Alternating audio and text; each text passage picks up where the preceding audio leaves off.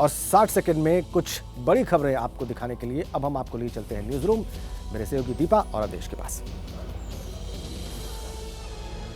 कल चुनावी परिणाम आने हैं, सभी दल इसका बेसब्री से इंतजार कर रहे हैं, लेकिन इन सबके बीच दावों की जंग तेज हो गई है।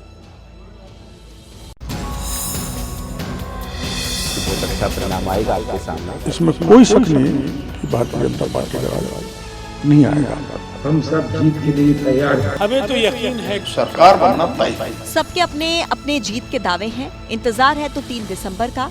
उसी दिन पता चलेगा कि 5 राज्यों में हुए विधानसभा के चुनाव का ताज किस पार्टी के सर पर सजने वाला है। जनता किसे चुनेगी और किसे नकार देगी। लेकिन नतीजों से पहले दावों की जंग में शहमात का खेल खेला जा रहा है, क्योंकि इस बार दाव पर कई नेताओं का पूरा राजनीतिक करियर भी है। All the 5 states Congress will form the government. बहुत नजदीक है हम सत्ता के, और इसीलिए 3 तारीख को सारा तस्वीर सामने आ जाएगा। बेशक नतीजे विधानसभा चुनाव के हैं, लेकिन ये तय माना जा रहा है कि 23 के इस चुनावी नतीजों में 24 की पूरी पिक्चर क्लियर हो जाएगी। परिणाम आएंगे 3 तारीख को। जीत इसी में है कि दंगाइयों से ये देश मुक्त हो। 2024 में कहीं न कहीं भारतीय जनता पार्टी के शासन के अंत का भी ये संदेश होगा।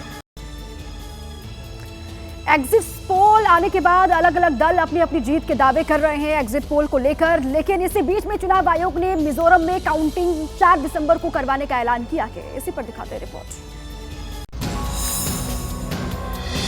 मिजोरम राज्य विधानसभा के परिणाम 3 दिसंबर को नहीं आएंगे।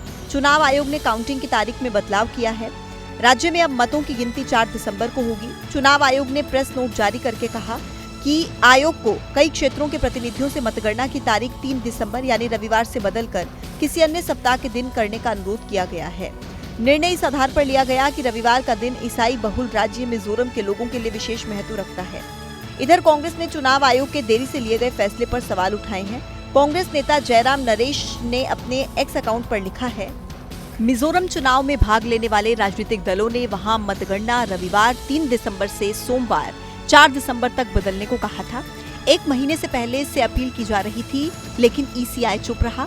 कुछ देर पहले इसकी तारीख आगे बढ़ाई गई है। इतना सरल और स्पष्ट कदम उठाने में देरी क्यों? बहरहाल अब मिजोरम में 4 दिसंबर को 13 मतगणना केंद्रों और 40 मतगणना हॉल में सुबह 8 बजे गिनती शुरू होगी। राजस्थान में नई सरकार को लेकर तमाम तरह के दावे हो रहे हैं। सोशल मीडिया पर कई तरह के कयास लगाए जा रहे हैं, लेकिन इन सब के बीच सबसे ज्यादा चर्चा फलोदी सट्टा बाजार की है। राजस्थान में नई सरकार को लेकर कई तरह के कयास लगाए जा रहे हैं। सोशल मीडिया में कई तरह के दावे किए जा रहे हैं, लेकिन इन सबके बीच सबसे ज्यादा चर्चा फलोदी सट्टा बाजार की है। राजस्थान सहित 4 राज्यों में हुए विधानसभा चुनाव के नतीजे 3 दिसंबर को आने वाले हैं, लेकिन इन सबके बीच फलोदी सट्टा बाजार कुछ अलग ही दावे कर रहा है। सटोरियों के मुताबिक राजस्थान में बीजेपी की सरकार बनने जा रही है। फलोदी सट्टा बाजार में बीजेपी को 109 से 111 सीटें मिलने का अनुमान है, तो कांग्रेस को 77 से 79 सीटें मिल सकती हैं। तो वहीं अन्य के खाते में 12 से 14 सीटें जाती हुई दिख रही हैं। मध्य प्रदेश में भी बीजेपी सरकार बना रही है। यहाँ सटोरिये बीजेपी को 118 से 119 तो कांग्रेस को 109 से 111 सीटें दे रहे हैं। छत्तीसगढ़ में कांग्रेस 52 से 54 तो बीजेपी केवल 36 से 38 सीटों पर सिमट रही है।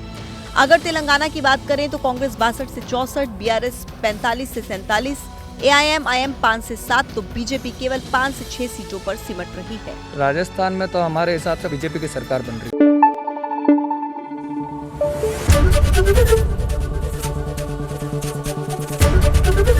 एबीपी न्यूज आपको रखे आगे।